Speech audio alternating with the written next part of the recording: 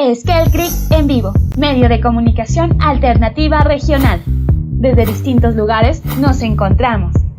Trascendemos fronteras territoriales y digitales para crear procesos de participación inclusivos y diversos. Martes, ciudades sostenibles y resilientes. Miércoles, género y diversidades. Jueves, participación, diálogo e incidencia.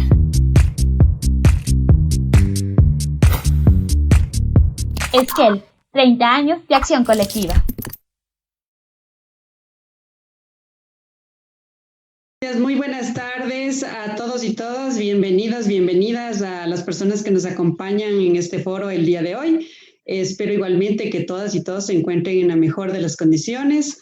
Ahora que justo hablábamos hace rato, ya estamos alrededor de 6 meses viviendo en una nueva modalidad que está marcando nuestra forma de vivir, con todos los cambios que esto implica, pero que también ha sido una época en donde hemos visto las enormes brechas y desigualdades que tenemos en nuestras sociedades, sobre todo latinoamericanas, y que surgen de unas relaciones de poder y de género inequitativas, desiguales, violentas, las mismas que se viven en la cotidianidad también, y mucho más, con mayor fuerza. En ese espacio base de la vida en el que las mujeres se desenvuelven, en las que muchas veces son maltratadas, violentadas, anuladas, esta realidad trabajamos y pretendemos que cambie. La sociedad tiene que transformarse, tenemos que llegar a tener mejores relaciones. Por ahora, en esta vida cotidiana que vivimos hoy, ¿cómo es que se puede realizar estos acompañamientos, como hemos puesto el tema de hoy? ¿Cómo identificar los síntomas cuando hay restricciones, cuando hay violencias, cuando la vida está en riesgo y cuando hablamos desde un enfoque de género en la cotidianidad? Esto es lo que abordaremos el día de hoy con las invitadas que tenemos el gusto de contar con ellas. Nos acompañan desde Argentina. Y el foro lo estamos haciendo en alianza con la Redwin, la red de asociaciones y mujeres latinas que reivindican los derechos de las mujeres por medio de un trabajo en red. Y Fundación Esquel, organización que contribuye al desarrollo humano sustentable, al mejoramiento de la calidad de vida y a la construcción de una sociedad democrática, responsable y solidaria. Así que les recuerdo a los amigos que nos acompañan y que están en las redes, que este foro está siendo retransmitido vía Facebook, Twitter, Instagram, a través de las redes sociales de Fundación Esquel y también de Redwin. Ustedes también pueden compartirlo, así que les invitamos y les animamos a que nos enlacen también con otras personas que ustedes consideren oportuno. Para esta conducción, el día de hoy vamos a compartir con Solange Grangian.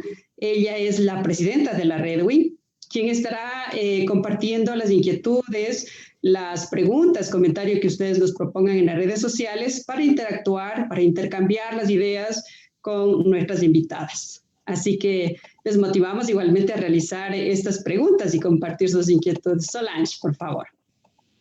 Muchas gracias, desde la red es un lujo para nosotras, un honor que estén estas 3 grandes personalidades y expertas en género, Mabel Burín, Lidia Heller y Mercedes López, en el orden en que las veo, no por un orden de importancia, sino porque como las tengo en pantalla.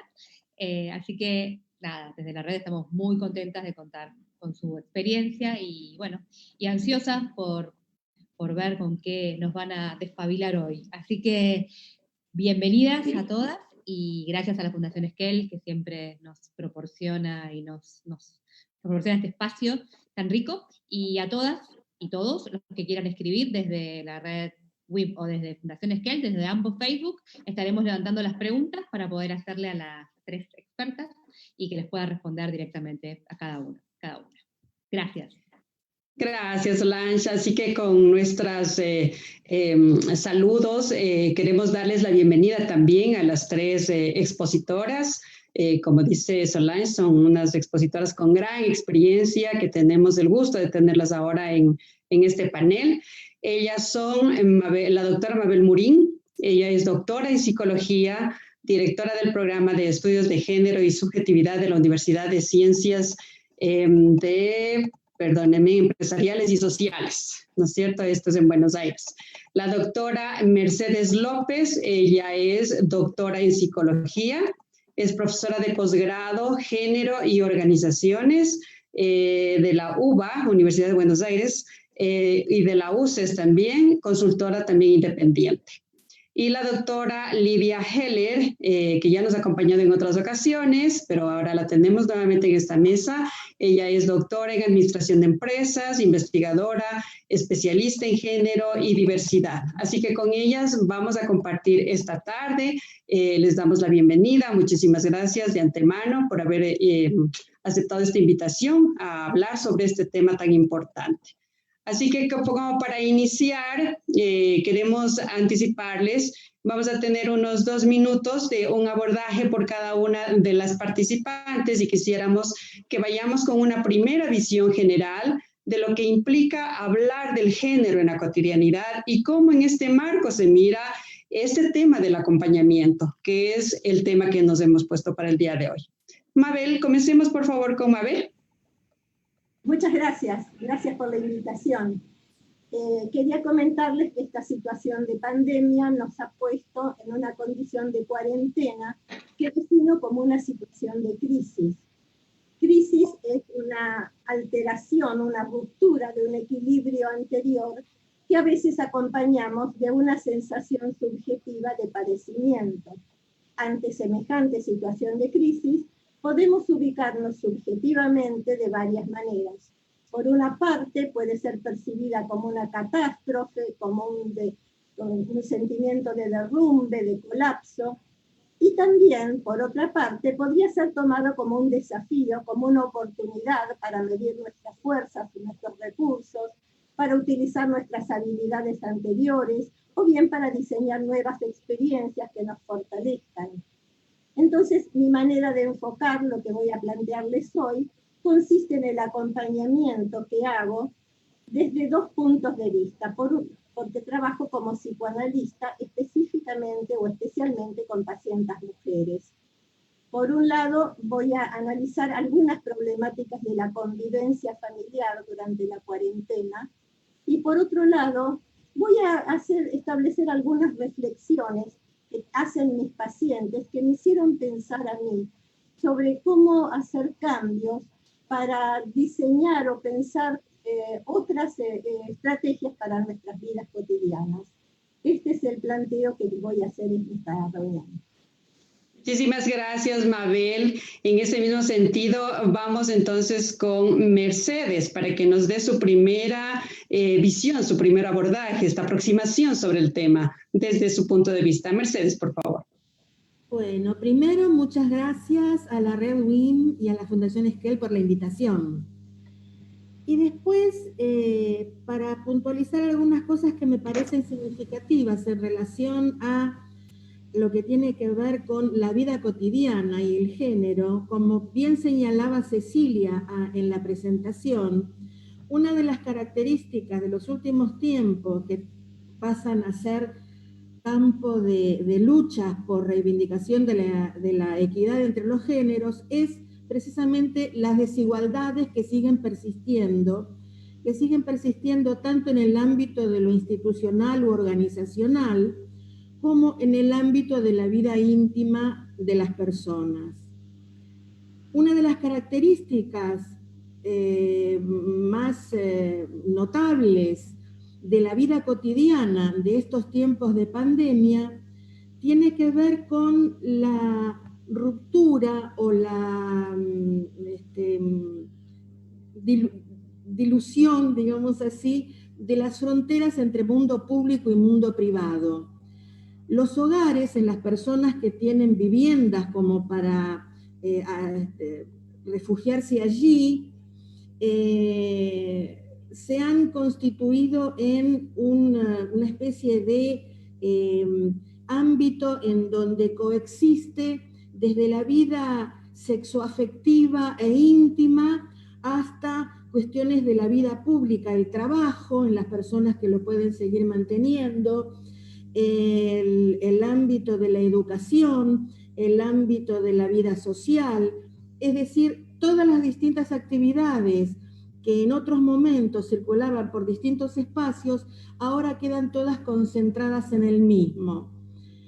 En el ámbito de las personas que tenemos la posibilidad de tener una vivienda en donde transitar estos momentos de estar por fuera de la circulación habitual, podemos responder al eslogan de quédate en casa.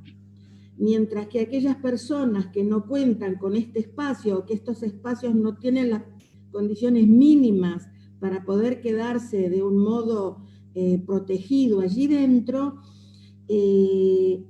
la consigna pasa a ser quédate en tu barrio, en donde la comunidad pasa a ser el entretejido de relaciones y de respaldos que son necesarios para estos momentos. Voy a después desarrollar un poco más lo que tiene que ver con el ámbito del acompañamiento en estos distintos espacios en donde se han potenciado la presencia de distintas violencias y en donde el ámbito del acompañamiento que podemos asociar con la idea de sororidad, hablaremos de esto un momentito, de acompañamientos y de alianzas, pasan a ser claves tanto en lo individual, personal, como en lo colectivo. Espero no verme pasar. Muchísimas gracias, Mercedes, no te preocupes. Vamos entonces con Lidia en este mismo primer abordaje, esta primera visión que tú nos puedas dar, Lidia, por favor. Bueno, gracias a Esquel nuevamente, desde la Red WIM que integro junto con Solange desde hace más de 20 años. Bueno, es una gran alegría poder seguir estando con ustedes y estos conversatorios que dieron lugar, particularmente que diseñamos, surgió de un ámbito colectivo de redes, que eso es lo que básicamente quisiera plantear. Y, digamos, con Mabel y Mercedes son compañeras de lucha con las que trabajamos muchos estos temas, y tengo el honor de participar en la maestría que dirige Mabel, así que con Mercedes también en otros ámbitos académicos, y surgió la palabra acompañamiento, cuando, digamos, en este periodo que estamos transitando, justamente muchas fueron las cuestiones que se develaron en esta crisis, que tiene la particularidad respecto de otras crisis que hemos vivido, las que tenemos unos años, que es una crisis a altísima velocidad y a simultaneidad mundial, la estamos padeciendo en todo el planeta. Entonces, respecto a qué temas abordar en función desde la perspectiva de género, que es los temas que nosotros trabajamos o nosotras trabajamos, surgió la palabra acompañamiento, palabra que me parece extraordinaria, muy, muy abarcativa de lo que queremos presentar desde el punto de vista individual y desde el punto de vista organizacional, que es el que yo voy a tratar, porque, digamos, estoy rodeada de dos psicoanalistas que son muy especialistas en estos temas, así que lo mío es el ámbito organizacional, el ámbito de la vida pública, el ámbito laboral, y qué nos pasa a varones y mujeres cuando estamos atravesando estas crisis desde el punto de vista organizacional. Y cuáles son los acompañamientos que se pueden brindar, que ya existían y que ahora pueden llegar a modificarse en estos nuevos contextos, entre una crisis en la cual los futuros compartidos presentan muchos desafíos, y es, digamos, lo que estamos viviendo y lo que ya estamos recorriendo, porque, como bien decíamos, llevamos más o menos 6 meses, más o menos, depende de los países, depende de las regiones y de las situaciones, y podemos tener alguna idea de qué es lo que nos estuvo pasando durante todo este periodo, en el cual coexisten realidades contradictorias, redes de apoyo mutuo, o sea, se habló y se habla mucho de la solidaridad y de la importancia de las redes, Y por otro lado, lo que algunos y algunas denominan policías de balcón, esto de que el otro o la otra es un enemigo, un extraño, una amenaza, ¿no? Y este miedo que nos gana a todos y las sospechas hace que tanto las sociedades como las organizaciones estén afrontando múltiples desafíos. Entonces, sintetizando, mi breve aporte va a ser desde el punto de vista organizacional y cómo pueden darse estos acompañamientos en dos estrategias que ya vienen desarrollando las organizaciones y que desde el punto de vista del género tienen implicancias muy importantes de acá a futuro. Muchísimas gracias. Gracias, Lidia. Gracias a todas las que estamos ahorita con este primer abordaje a nuestras ponentes. En este momento quisiera dar paso a Solange para que nos cuente ya cómo empezamos de pronto con las interacciones, si tienes alguna pregunta, alguna inquietud o algo que puedas mencionarnos en este sentido. No, por ahora hay muchos saludos. Titi Soardi desde Buenos Aires. Está Marcia Zambrano. Ay, perdón. Marcia Zambrano desde Ecuador. Susana Valladares. Son todos saludos para todas las expertas y amigas, algunas por lo que veo, por la forma en que se relacionan y hablan. Evidentemente, algunas se conocen y son amigas. Así que por ahora, saludos y están ahí expectantes a ver el desarrollo. Gracias. Muchísimas gracias, Solange. Entonces, mientras tanto, avanzamos con el tema y quisiéramos con Mabel continuar.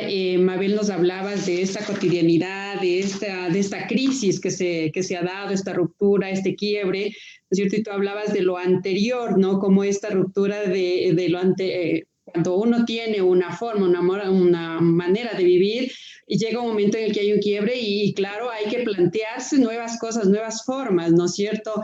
Y en esa cotidianidad también ha cambiado, esa cotidianidad que al parecer parece sencilla, fácil de entender, sin embargo es un mundo complejo de relaciones, de sensaciones, de emociones, y diría difícil.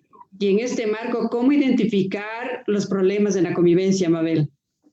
Bueno, mi trabajo como psicoanalista con las pacientes es acompañar con una escucha diferenciada y con una palabra de reflexión sobre las situaciones específicas que empezaron a aparecer en la vida cotidiana que no habían sido percibidas por ellas anteriormente. En particular, formas de violencia de género en las parejas, porque aunque al comienzo de la cuarentena muchas mujeres intentaron revivir los antiguos roles de género tradicionales, como madres, como esposas, como amas de casa, y se ocupaban de la atención y los cuidados de las necesidades de la familia, pronto esta manera de disponerse mostró que era insatisfactoria para sus propias necesidades. Y entonces comenzaron a reclamar mayor actitud de coparticipación, una mayor igualdad en el reparto de las responsabilidades domésticas, las responsabilidades de cuidados. Y no en todas las familias la respuesta fue similar. Y en muchas familias se generaron disputas, críticas agudas, que a veces se expresaron como formas de violencias, a veces violencias sutiles, casi invisibles, pero que afectaban anímicamente a mis pacientes. Y algunas de estas violencias, ¿cómo se ejercitaban? A ver, muchas veces se hacían comentarios desconsiderados, por ejemplo, acerca de los cuidados de la vestimenta, o de la limpieza de la casa, o de las comidas, porque suponían que eran las mujeres las que tenían que responsabilizarse de todo lo que ocurría en ese escenario doméstico. Pero lo que me llamó la atención en mis pacientes era que la frustración y el enojo que sentían no se expresaba más que bajo la forma a veces de estallidos emocionales de ira, de enojo.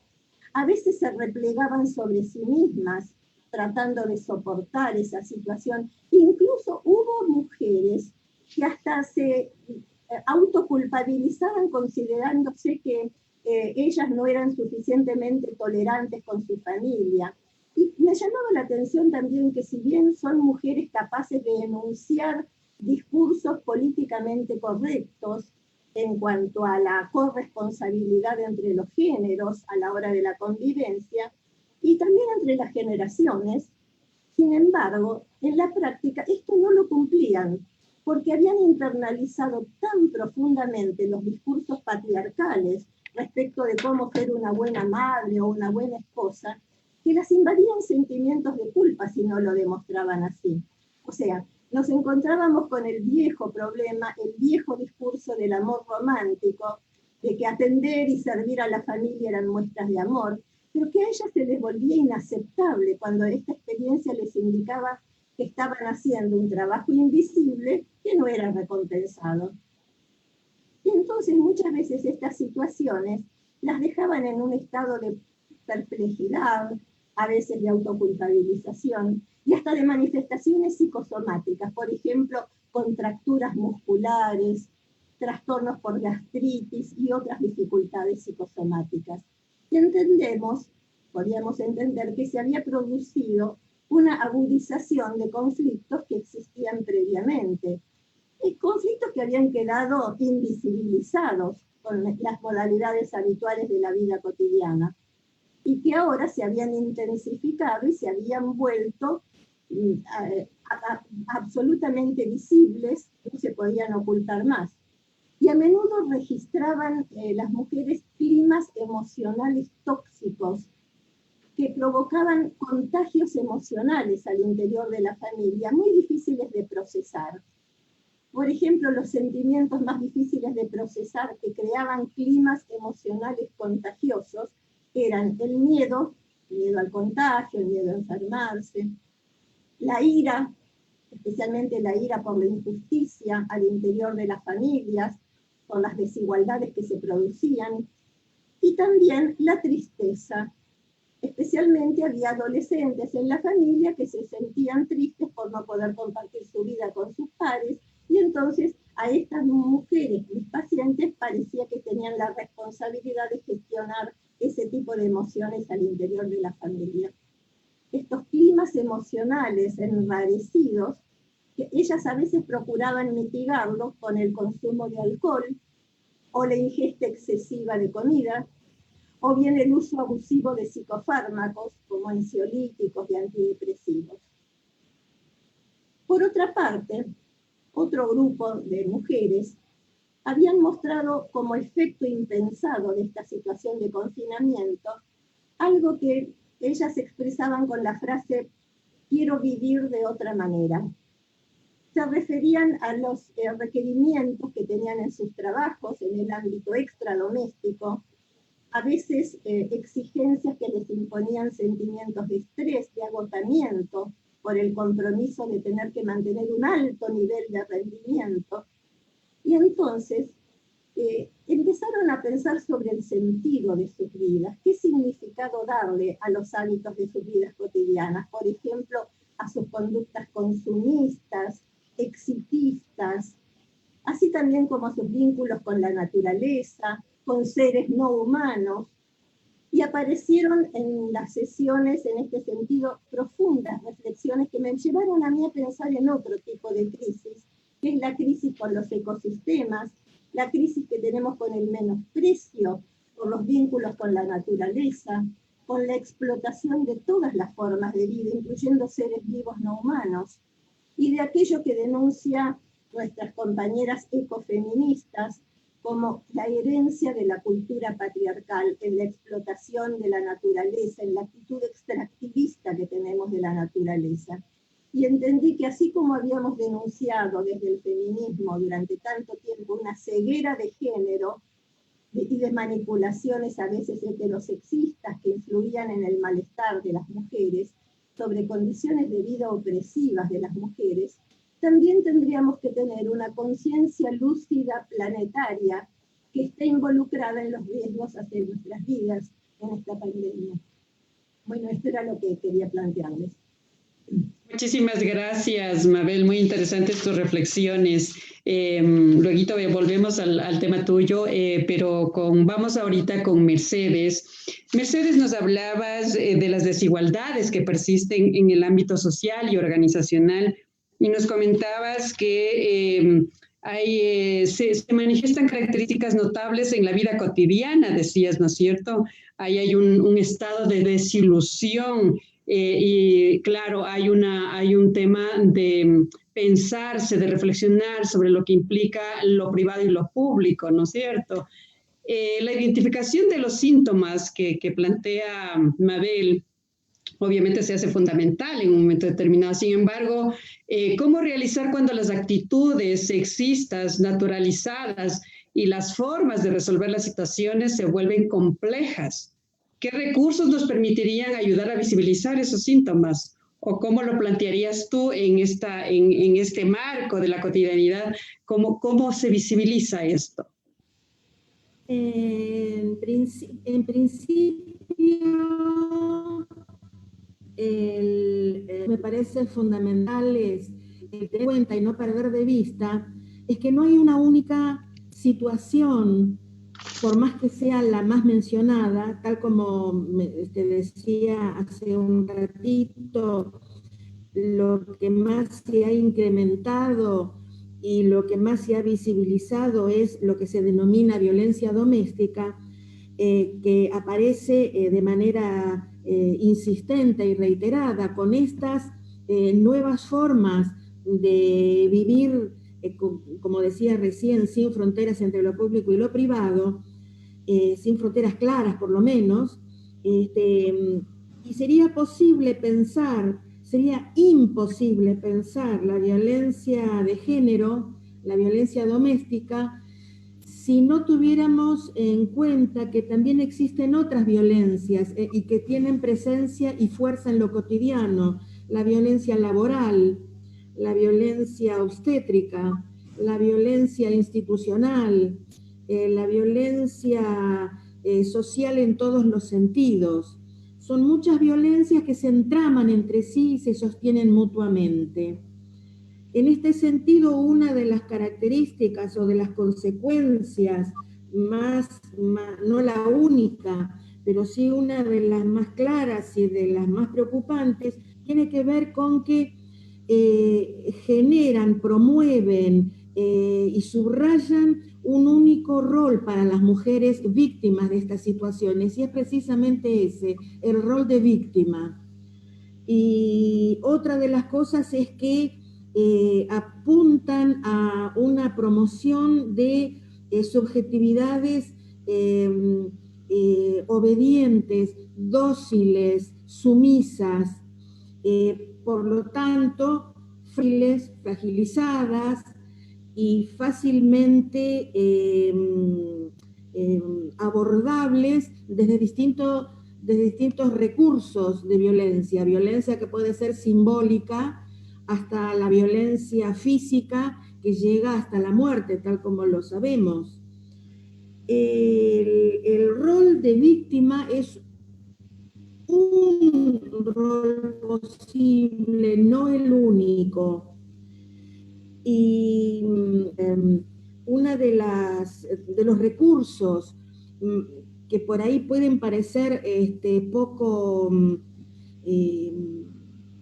digamos así, poco significativos, es el que tiene que ver con el de relación de las mujeres entre sí, que puede ser entre una mujer y un grupo de otras mujeres, o lo que es más habitual, que es de una a una, de dos mujeres que se ayudan mutuamente, una que le permite a la otra repensarse en su situación, repensar cuáles son las opciones que tiene, cuáles son los recursos con los que cuenta, y favorecer con esto un desplazamiento de este lugar de víctima al que el discurso, la cultura y los valores patriarcales ponen como si fuera el único posible.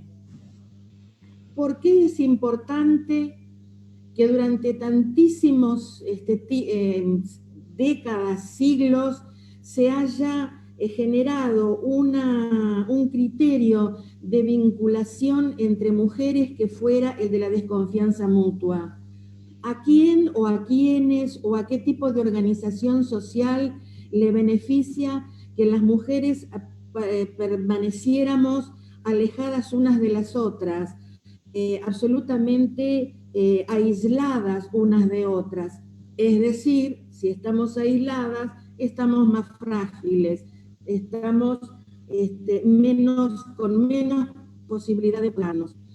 Esta idea de lo que recién, hace un ratito, anticipaba ya con la denominación de sororidad, que tiene que ver con esta modalidad de vinculación positiva entre mujeres, de valoración mutua, de respaldo, de la posibilidad de generar redes mutuas y de defensa contra estos ataques que vienen sostenidamente y naturalizadamente desde el patriarcado.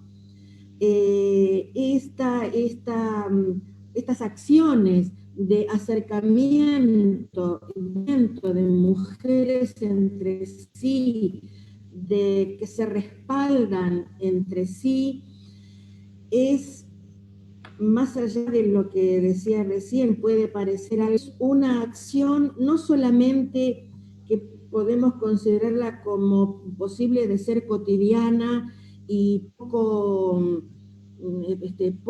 visibilizable, es también una fuerte acción política, es una fuerte acción estratégico-política en este camino de la posibilidad de respaldos mutuos y de empoderamiento de las mujeres para poder correrse de estos roles fragilizantes de los que hablaba recién.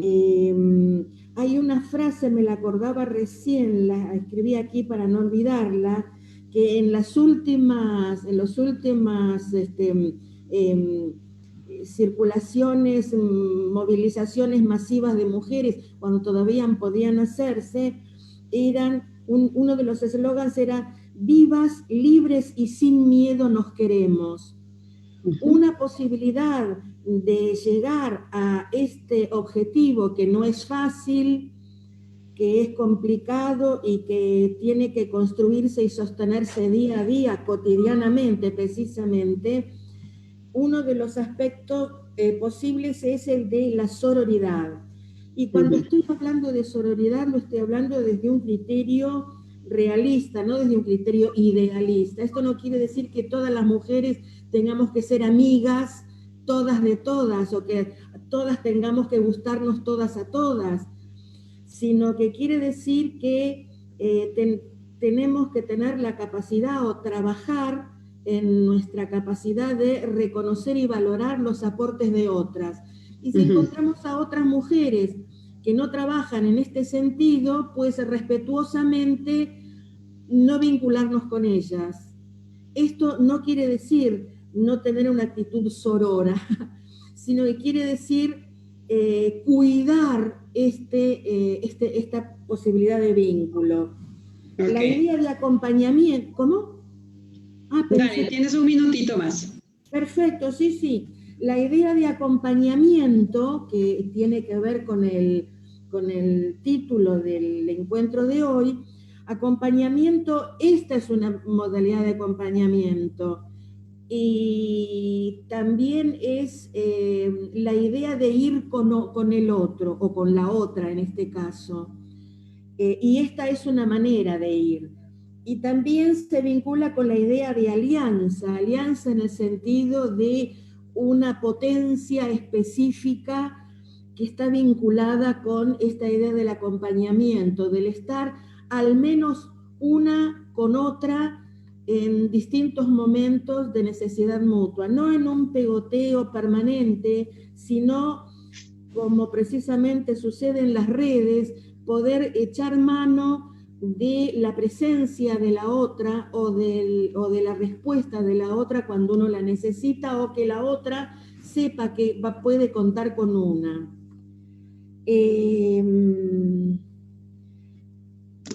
No, quisiera dejar aquí, porque si nos ponemos en en otras consideraciones que serían interesantes. Nos vamos a ir de tiempo y demás, y quiero ser respetuosa de eso.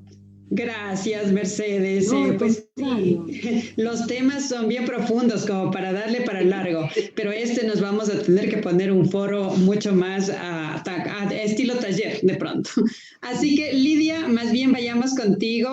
Muy interesante también las aportaciones de Mercedes, y me quedo con esto de tener la capacidad de reconocernos unas a otras, dice Mercedes, ¿no es cierto? Acompañarnos, este sentido de la sororidad, dice, es ir una al lado de otra, es reconocer esa capacidad que tiene una y otra, y eso me parece súper interesante.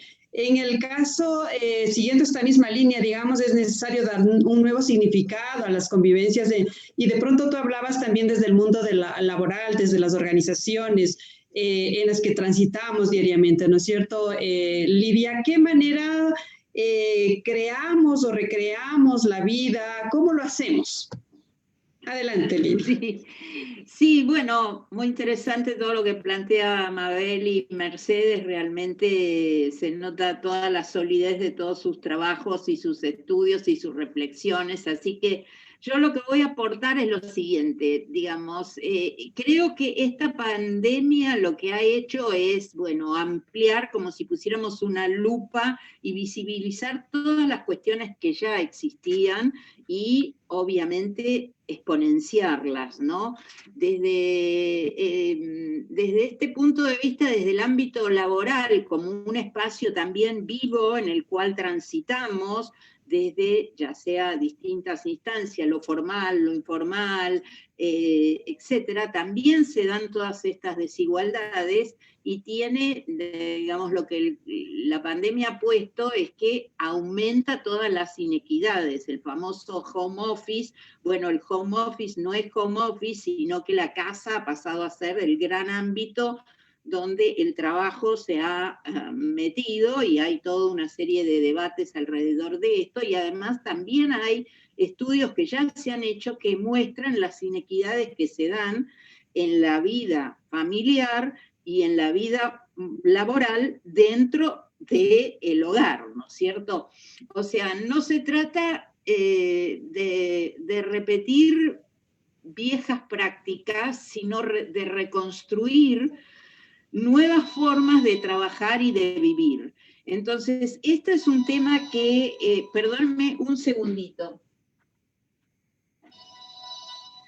Este es un tema que realmente nos interpela como sociedades y como organizaciones, y que nos hace buscar una mayor forma de interdependencia entre las organizaciones y de resiliencia. Por eso se habla mucho ahora de resiliencia en las sociedades y en las organizaciones, y de qué manera podemos crear dentro de estas organizaciones, ya sean públicas, privadas, empresas, hospitales, universidades, distintos tipos de organizaciones, espacios que tengan en cuenta al otro o a la otra, ¿no? Esto que de lo que se trata el título de la charla, que es espacios de acompañamiento. ¿Cómo crear dentro de las organizaciones espacios de acompañamiento que consideren las necesidades tanto de varones como de mujeres, que obviamente tenemos ciertas asimetrías respecto a los varones? O sea, los lugares de trabajo no están establecidos o no estuvieron tradicionalmente establecidos para mujeres y para padres tampoco, ¿no? Y durante décadas las mujeres nos hemos adaptado, cuando irrumpimos a la vida pública, cuando irrumpimos a la vida de las organizaciones, nos adaptamos a esos espacios organizativos que fueron creados, fundados con una lógica masculina y patriarcal. La mayoría de los fundadores fueron varones, salvo muy pocas excepciones y las nuevas realidades de los nuevos emprendimientos surgidos de mujeres. Entonces, esto implica que existen sesgos de género en las organizaciones, que faltan mujeres en puestos de liderazgo, que las mujeres que están en puestos de liderazgo se sienten muy solas en general, y entonces lo que podemos ver en esta realidad que estamos transitando ahora en estos 6 meses, y que algunos estudios y algunas encuestas lo muestran, es que las mujeres están pagando un gran precio socioemocional. Esto que Mabel trae desde lo individual y su consulta se está viendo también en las organizaciones. Y se está viendo en estudios que se han hecho, en los cuales las organizaciones no están contemplando, en la mayoría de los casos, esta gran carga mental y socioemocional que trae aparejado, en los casos de que hay un trabajo formal, el home office, por ejemplo, con esta sobrecarga. Para traer un pequeño ejemplo, bueno, una reciente encuesta que se hizo aquí en Argentina por UNICEF entre el 8 y el 15 de abril, en 2.700 hogares de distintas regiones del país, comprobó que el 50% de los hogares se perciben mayores momentos de discusión y enojo entre adultos, y el 30% entre adultos e hijos. Y que el 51% de las mujeres siente una sobrecarga en las tareas del hogar. Se hace toda una distribución para ver, no voy a entrar aquí en detalle, pero el estudio es bastante interesante, sobre todo porque nos visibiliza cuestiones que percibimos, pero bueno, al ser una encuesta y una muestra bastante representativa, hay que ver qué es lo que pasa. Esto fue a principios de abril, qué es lo que pasa ahora, transcurridos varios meses. Entonces, esto, digamos, nos lleva a pensar que frente a este 2020 que estamos transitando y frente a los desafíos de la pandemia, debemos pensar en nuevas formas y nuevas estructuras organizacionales, y en una forma que lo que anteriormente sucedía no va a volver a suceder, y tenemos que buscar nuevos espacios para tratar de ir acompañando estas situaciones de injusticia y desigualdad. Y lo que en realidad deberíamos tratar desesperadamente de modificar cada uno desde sus ámbitos de actuación es no cambiar la situación, no cambiar a las mujeres, sino cambiar estas situaciones de desigualdad y las formas en que las estructuras organizacionales han sido pensadas. Y así como señalaba Mabel, que esta crisis puede llegar a ser, como dicen muchos, una oportunidad, estamos navegando en un territorio desconocido y tenemos la oportunidad, diría yo, de examinar nuevas formas en las que podríamos ser más inclusivos y también estructurar nuevas formas de acompañamiento.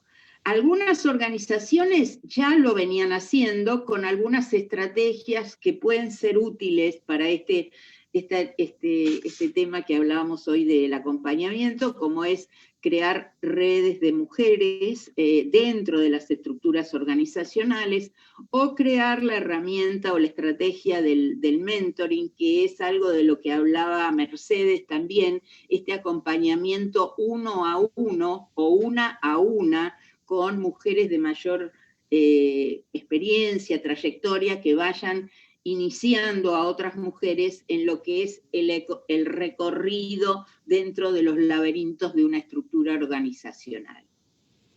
A mí me gustaría, si tengo 1 o 2 minutos, detenerme en la estrategia de redes, porque creo que es una estrategia muy potente si la podemos llegar a captar y a entender en todo su significado. Las redes de mujeres hacen al concepto de empoderamiento colectivo de lo que tanto hemos hablado desde las organizaciones de mujeres.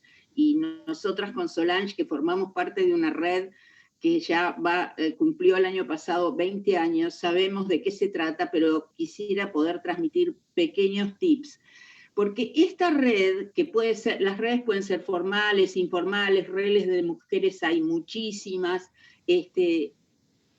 creo que es un concepto que las mujeres tenemos que aprender a incorporar, porque una red, cuando se forma y tiene este concepto de sororidad que hablaba Mercedes, es un espacio vivo, es un espacio y es un lugar de encuentro y transfiere un poder colectivo, no solamente individual, sino colectivo. Pero para ello tiene que darse ciertas condiciones, primar la reciprocidad, la información, sentir que lo que uno da es similar a lo que recibe o no, pero no necesariamente tiene que ser exactamente igual, pero también sentir ese empoderamiento colectivo de pertenecer a una red y lograr poder para transformar ciertas realidades. Algunos autores dicen que es sembrar y regar, ¿no? Porque no es un proceso que se vaya a dar de un día para el otro, sino que implica multiplicar capacidades, y algunos y algunas, pero sobre todo las mujeres, no llegamos a estar bien este sentido de red. Esto no es un chat de mamis o un grupo, pueden compartirse muchos tips y muchas cuestiones que nos puedan ser de interés, pero realmente el sentido que queremos darle y que queremos transmitir tiene que ver con la palabra que dio origen a este conversatorio, el de acompañamiento y de el poder colectivo, y de tomarlo como un espacio vivo. En ese sentido, creo que las estructuras organizacionales que están creando redes al interior de muchas organizaciones deberían darle este sentido, o por lo menos las mujeres que lo integran, tratar de que esas redes tengan ese sentido. No sé si fui clara, hablé muy rápido, pero bueno, ese era un concepto que quería decir, y si después hay algún tema para aportar, lo podemos ampliar un poquito más. Muchísimas gracias, Lidia y Mercedes, y también Mabel. Yo creo que cada uno de los temas abordados son muy interesantes, muy importantes, profundos además, que yo más bien quiero dar paso a Solange. De pronto tienes ya algunas inquietudes y preguntas, y vamos a darnos este espacio de unos 10 minutos alrededor o un poquito más para que puedan interactuar y de pronto contestar algunas de las inquietudes que han puesto nuestros internautas. Adelante, Solange, el espacio es tuyo. Gracias. Bueno, hay varias preguntas. Voy a hacer primero las de Mabel. Mabel, acá preguntan, ¿qué porcentaje o número aproximado de pacientes pudieron desarrollar prácticas de coparticipación en las tareas de cuidado con sus familias? Y por otro lado, Marcia Zambrano también pregunta, inconscientemente la mujer asume las tareas del hogar, ¿cómo se puede dar a notar, sin afectar las relaciones con su esposo? En mi situación, soy su familiar. ¿Cómo puedo tener, a ver, voy a releerla porque estoy, inconscientemente la mujer asume las tareas del hogar. ¿Cómo se puede dar, sin afectar la relación, un cambio en este tipo de, en estas tareas, en esta asunción que hace la mujer directamente? En cuanto a la primera pregunta sobre qué porcentaje de mujeres han logrado cambiar, creo, decía, ¿no? Las relaciones en el hogar. No, como trabajo con números pequeños de personas, no puedo hablar de porcentajes, pero cuando trabajamos intensamente en las sesiones sobre la visibilización y concientización de las desigualdades de poder entre los géneros, por lo menos la mitad de las mujeres logran hacer cambios y transformaciones, sin que tengan números para darte. En cuanto a la otra pregunta, que las mujeres inconscientemente asuman tareas del hogar, bueno, según qué inconscientes. Los inconscientes formados de modalidad más androcéntrica y patriarcal, con esa estructura, como les comenté, basadas en el amor romántico y que cuidar, amar, proteger, forma parte de los lazos del amor entre la gente, bueno, no sé si eso es muy inconsciente. Yo diría que han incorporado a lo largo quizás de generaciones de mujeres este tipo de modalidad de hacerse cargo de las tareas domésticas, y para eso es bueno hacer una reconstrucción de la genealogía de las mujeres, de la familia, por ejemplo, si estoy trabajando con pacientes en el consultorio, y ver entre las mujeres de la familia qué grupos hubo de disidentes, de mujeres que han disentido con estas modalidades, cómo ha quedado registrado en la historia familiar aquellas mujeres que no incorporaron inconscientemente estas modalidades, y también valernos de eso para pensar en nuevos modelos, nuevos roles para desempeñar en la relación del trabajo de amar y de cuidar que tenemos las mujeres. Gracias, Mabel. Y acá voy para Mercedes López. Pregunta, ¿no sería importante pensar en las nuevas masculinidades y en la oportunidad que se abre ante esta realidad de construirlas al interior de las familias? La primera pregunta. La segunda pregunta tiene que ver con la sororidad. ¿Cómo construimos sororidad? Para ir simplemente por tomar cualquier orden, la primera pregunta, si me la repetís. ¿No sería importante pensar en las nuevas masculinidades y en la oportunidad? Obviamente que es fundamental que en la crianza de los niños haya pautas y criterios que se desmarquen de los criterios patriarcales, de lo que tiene que ser un varón y de lo que tiene que ser una nena.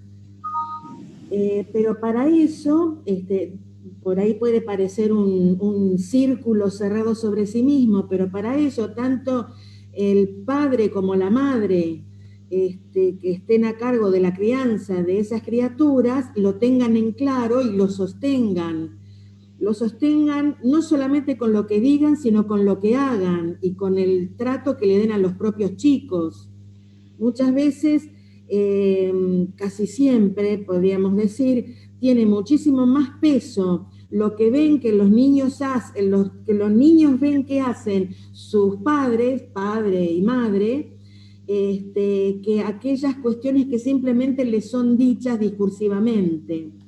Y lo de nuevas masculinidades es un concepto que, bueno, lo comprendo, si bien está en bastante debate hoy en día, pero bueno, le acercamos una ficha de confianza de que van a poder deconstruirse las viejas masculinidades patriarcales para generarse otras nuevas y sostenidas en el tiempo y generacionalmente, transmitidas a las siguientes generaciones.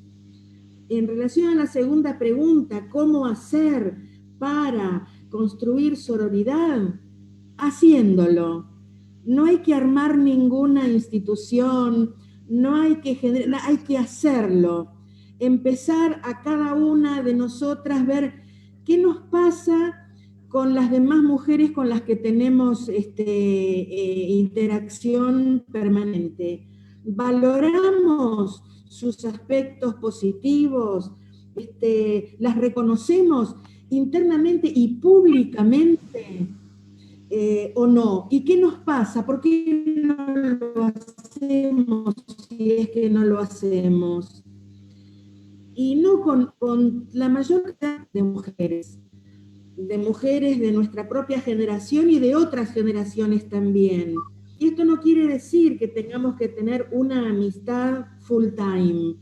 Esto quiere decir que en determinados momentos, cuando podemos ser convocadas explícita o implícitamente, o cuando vemos que otra mujer está en una situación de fragilidad, el poder acercarnos y acercarle nuestra presencia, la información que le pueda ser útil, el acompañamiento, respeto a su momento y cuando vemos a otras mujeres que han hecho, en el ámbito del trabajo, por ejemplo, que han hecho actividad brillante, que han estado geniales y demás, el reconocerlo y el decírselos, y el reconocerlo públicamente, y también nosotras hacia adentro de nosotras mismas, pero es haciéndolo. Y cuando empezamos ahora, en este mismo instante, con la persona que tenemos al lado, o con alguna a la que podemos llamar por teléfono y decirle, fulana, me estaba acordando de tal situación en la que te vi, está bien, hace 6 meses, pasó un tiempo, pero me estaba acordando ahora y la verdad te quiero felicitar, estuviste fantástica, estuviste muy bien. Por ahí a la otra persona le llama la atención, pero bueno, lentamente se va a ir armando una, ya no en este caso una cadena de favores como aquella vieja película, sino una cadena de reconocimiento existencial y de reconocimiento político. Y sin que nos demos cuenta vamos a estar formando parte de esa cadena. Una cadena que no necesariamente todos los eslabones están juntos todo el tiempo. Por ahí algún eslabón se suelta y se junta con otro y así, pero es una cadena que opera permanentemente. Entonces, a la persona que consultó, empieza ahora con vos misma y con las mujeres que tengas al lado tuyo. Gracias, Mercedes. Entonces las felicito a todas para empezar ahora mismo.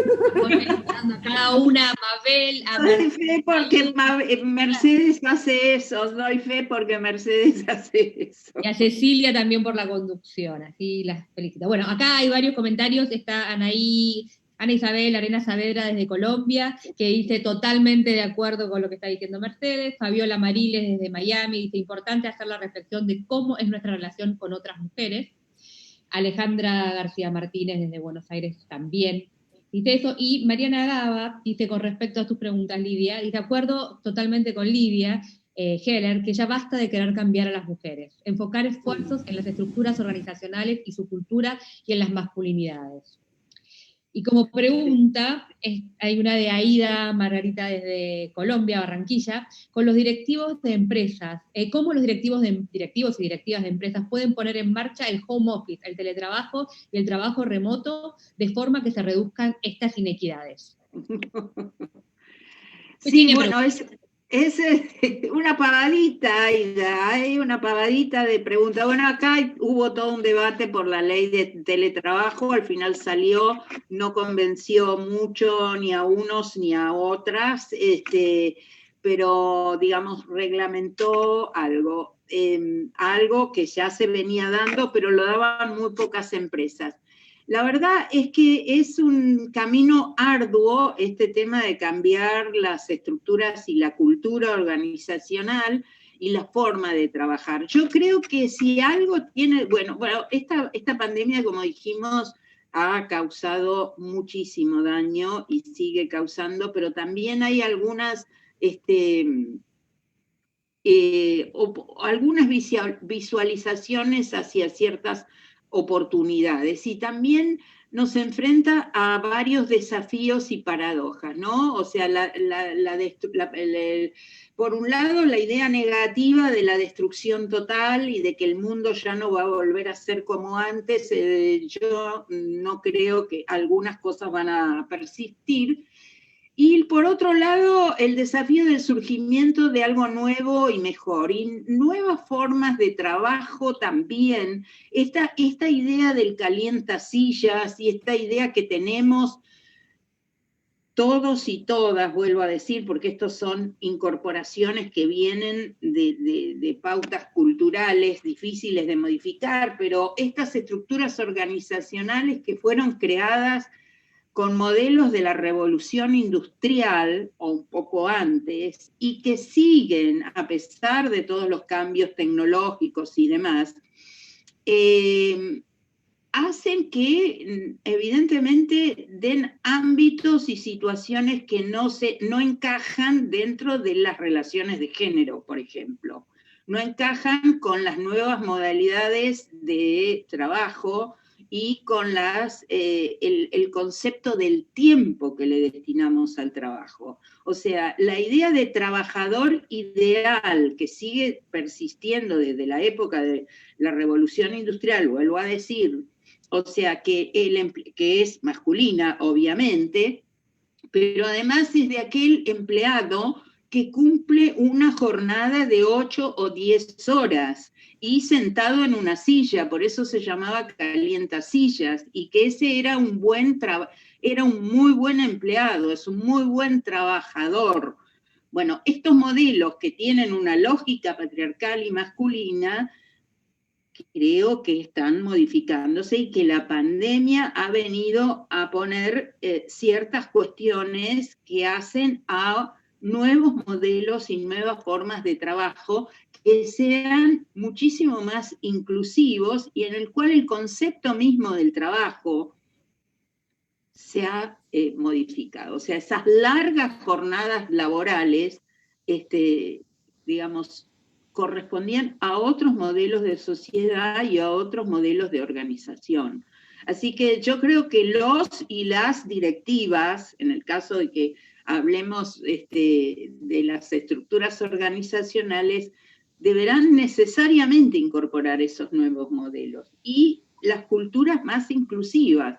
Y estas formas de acompañamiento deberán darse en distintos espacios. Algunos pueden ser colectivos y otros pueden ser de a dos. O sea, este acompañamiento que hablábamos en programas de mentoreo, por ejemplo, en el cual una mujer puede acompañar sororamente, como dice Mercedes, y darle de primera mano información de cómo vienen las relaciones dentro de estos ámbitos laborales. Es decir que, digamos, son procesos, obviamente, pero así como la pandemia vino a amplificar ciertas desigualdades, también puede ser una posibilidad de un surgimiento de algo nuevo y mejor frente a estas realidades, y adhiero a lo que decía Mabel al principio, de mundos mucho más ecosistema, ¿no? Y ahora está muy de moda el tema del ecoliderazgo, así que me parece que es una de las cuestiones a las cuales tenemos que propender. No sé si está contestada, Aida, tu pregunta, pero bueno, hacia ese camino vamos. Muchas gracias, Lidia. Para cumplir, hay más preguntas, hay saludos de todos los países, hay saludos de socias, de gente que no es socia y demás, pero bueno, respetando los tiempos, le quiero pasar la palabra a Cecilia. Les agradezco desde RedWim a las 3 por sus excelentes exposiciones y bueno, las convoco para una segunda vuelta más adelante, si quieren, para poder seguir ahondando en estos temas que siempre nos despiertan interés y nos generan nuevas dudas y nuevos caminos por recorrer para seguir trabajando en este camino de la equidad, de la igualdad y del género y los acompañamientos. Así que gracias a las 3 y Cecilia, todo tuyo.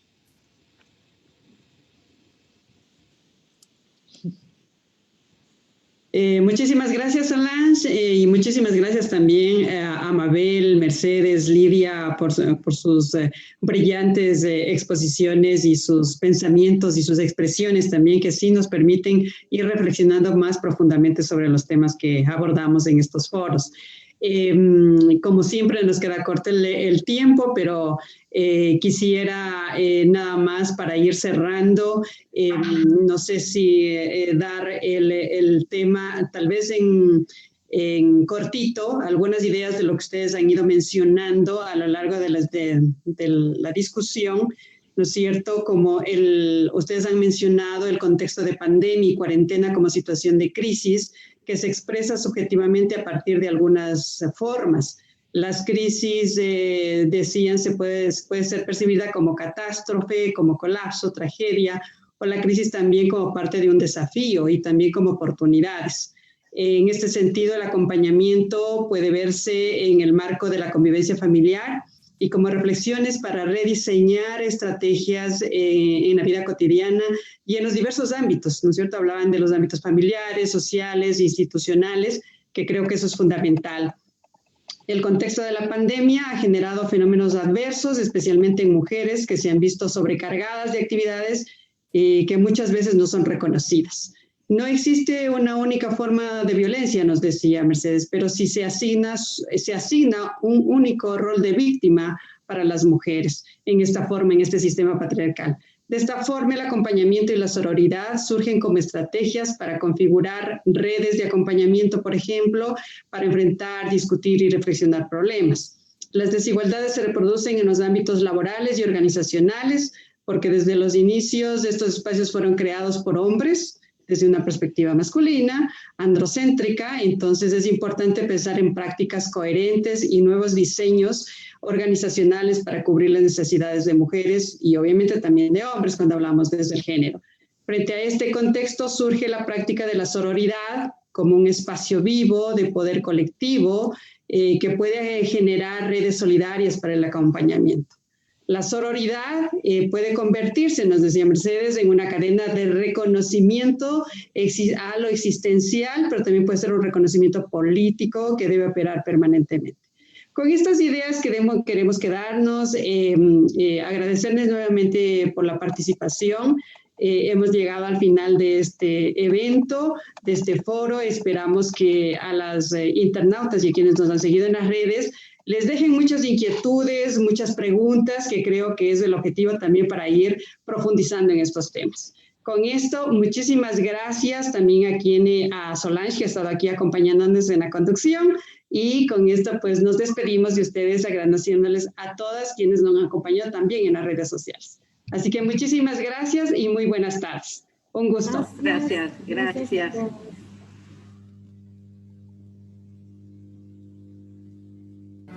Fundación Esquel, 30 años de innovación, creando oportunidades y fortaleciendo capacidades en los ecuatorianos. Lo hacemos a través de espacios de diálogo entre diversos actores, articulación de alianzas y manejo transparente de recursos, para construir conjuntamente un país solidario, democrático y sostenible. Nuestras líneas de trabajo son: participación, diálogo e incidencia. Propongan, consensúen, acuerden. Educación y juventudes. Género y diversidades. Vamos a capacitar en temas políticos.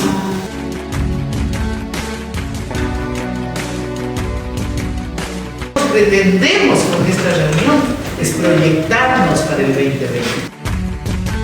Comunidades resilientes y sostenibles.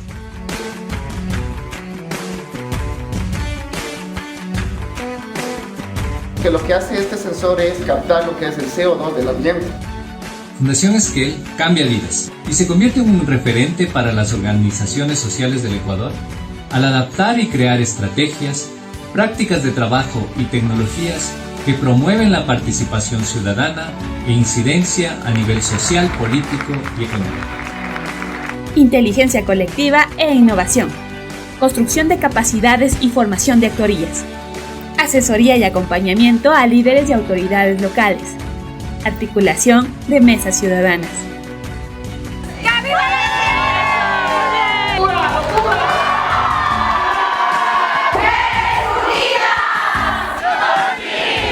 Fundación Esquel, 30 años de acción colectiva.